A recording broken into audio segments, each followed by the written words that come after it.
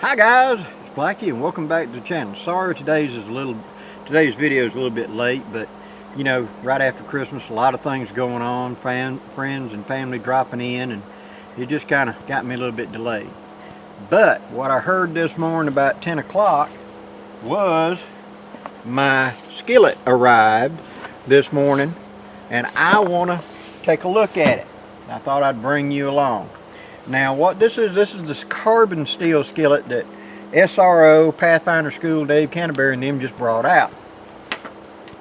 And I got in when they were taking a early money on them so that you could get in the first run. I put my money in because I really like the idea of a carbon steel skillet. Now, as those of you that watch my channel knows, carbon steel cool handle skillets are some of my absolute favorite for taking to the field. And yes, I'm out here behind the range again, and it's 2 days after Christmas, so you can bet people got rifles and they're sighting them in, because we got a couple more weeks of deer season left, and they got a new gun they got to try out. So, but back to carbon steel skillets are just my favorite in the field. Thin metal, you make them non-stick by building up a good coating on them, and they make for an excellent thing to have in the field, because with this, it becomes almost purely non-stick once you've used it enough and got it, you know, good layer of carbon on it. And it's thin, so it doesn't take a lot of heat to cook with it. So coals, things like that work very, very well. So that's the reason whenever they said they're going to be bringing out a new skillet from Pathfinder in carbon steel, I wanted one. So we've got it. Let's see what we got. Fire starting material. We have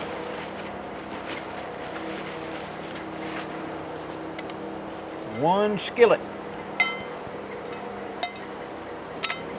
locking handles, and the sliding lock. Got the Pathfinder logo on the bottom. Got that little bitty made in China sticker. We can get rid of that. I like the fact that it's deep. It gives me a lot. I can use this for like a stews and stuff like that on a small fire. Just one man's worth of stew and stuff. I'm cooking this. I can do gravy, stuff like that. Nice deep wall. A lot better than my older one. Also in the book, they're sending the Outdoor Kitchen Cookbook from the Pathfinder. A thank you Christmas card for ordering early. A couple of new stickers. Several new stickers.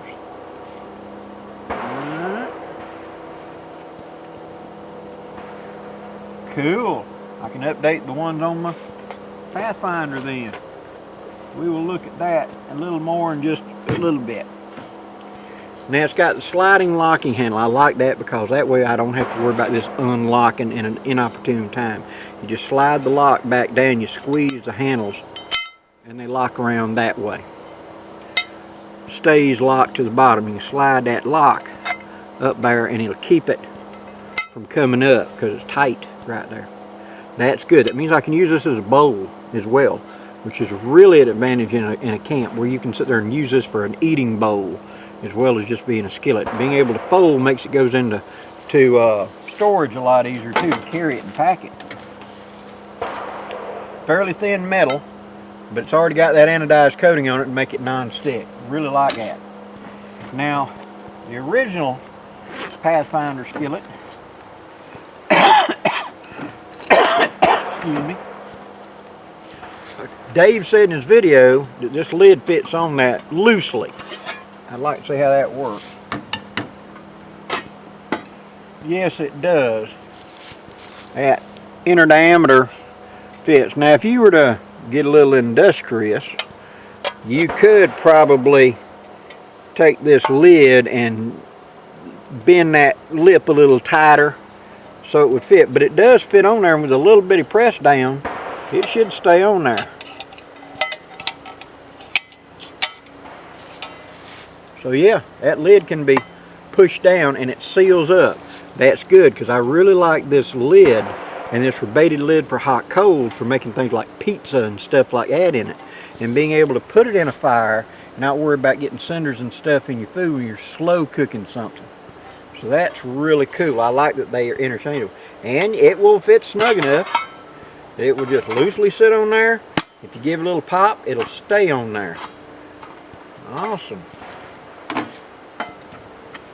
Now I was thinking, yep, that kettle fits in there just right. You see how I've got this rigged up? Where it's a Boy Scout, one of the old 1950s heavy aluminum pots, and you can see how it hasn't been used a lot. That was one of my favorite little solo cook sets right there for me. See how I just hooked it, the handle over it? I was thinking about something like this, because with this tea kettle I can use it as a pot, and I've cooked in it, and at the same time as a coffee pot, just hot water and etc. And the two of these I think would fit together, and I'm thinking about making me a cover for this whole thing to go together like that.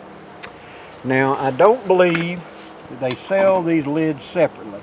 If they do, I'm going to get a lid for it, because I could put that into that set like that and everything would work just fine. I wonder if it would, now I'd kick it way off to the side like that. It could sit just like that inside of a bag, and I'm thinking about making to have this as a set. So I really like that. So this is going in the kitchen tonight, and we're going to be cooking supper in this. Give it a good washing, and I will start using it tonight and get a good idea how it does. And then once I am fully used to it, etc., then I will take it and put it into the camp box and start cooking on the fire with it. Anytime you get a new piece of gear, always try it out at home. I'm not saying anything to be bad. I really like the fact that the handle is riveted on there.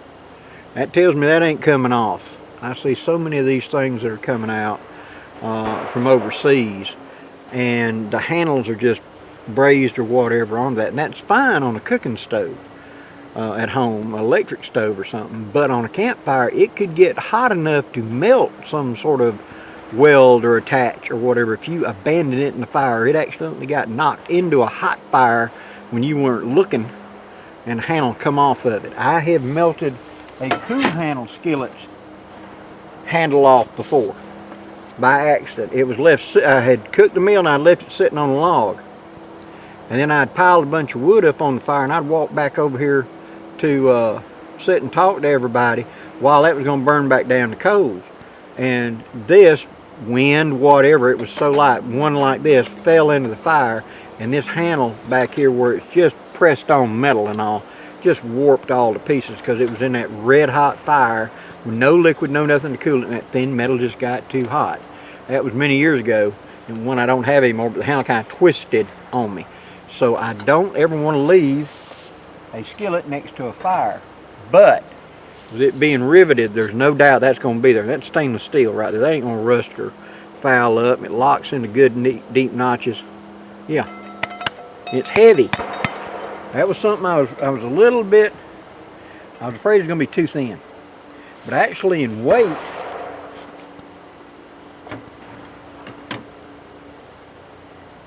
they're comparable to each other. You know, that thick bottom on the original, I really like that for cooking, but their weight is very similar. You know, of course I got the lid on this one.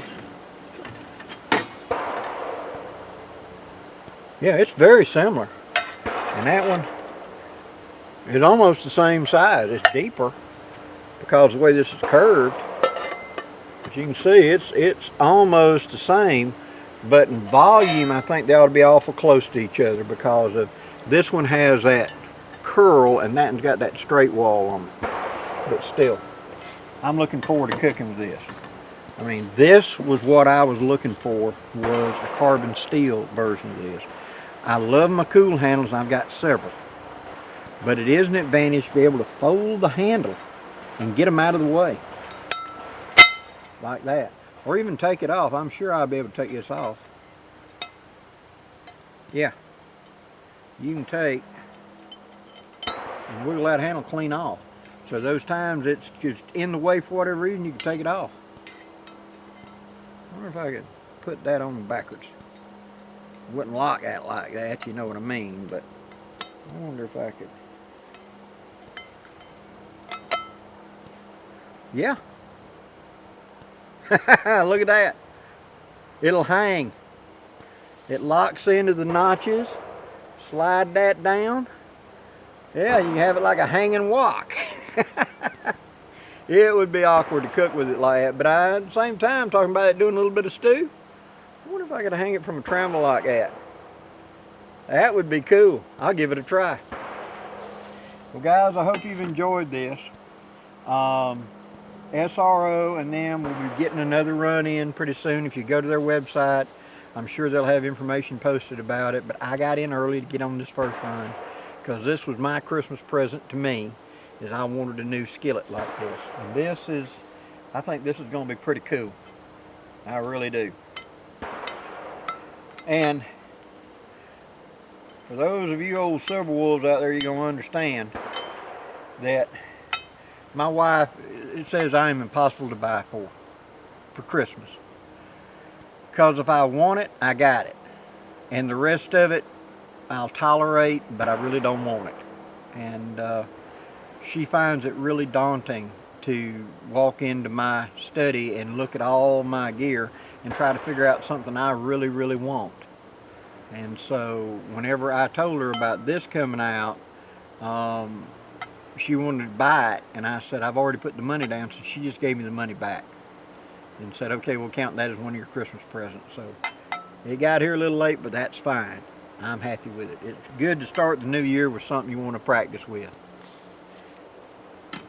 Hope you've enjoyed this content, guys, and you're going to be seeing more of this. And remember, we got a skillet series coming up real soon.